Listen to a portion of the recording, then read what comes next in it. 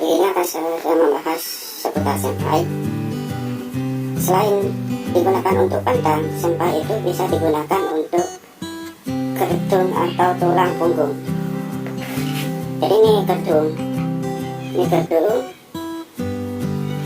atau tulang punggung. Ini penjepitnya atau sokat ya. Jadi selain buat pentang ini bisa digunakan untuk penjepit kayu di bagian gedung. Contohnya seperti ini.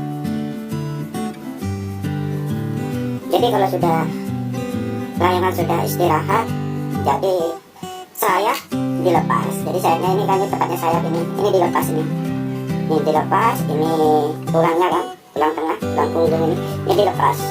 Nanti kalau sudah musim baru ini dipasang lagi, dirangkai lagi ini layangannya, ini sayapnya dimasukkan ke sini, ke sini. Jadi ini bisa dibuka seperti ini, ini kan bisa digeser ini kan.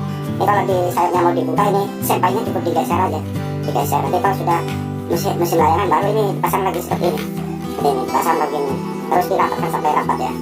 Itu contohnya. Ini sudah lama, ini sudah tahunnya udah lama ini. Jadi ya walaupun ini nggak dimakan hewan kecil-kecil itu nggak ada ini, nggak ada.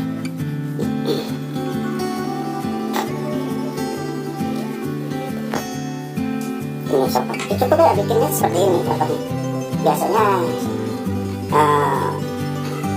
orang-orang sini bikinnya seperti ini. Ini tempatnya pentang di sini, tempatnya pentang. Jadi layangan itu dilepas, dipasang lagi, dirangkai lagi kalau sudah musim. Kalau sudah lagi musim dilepas.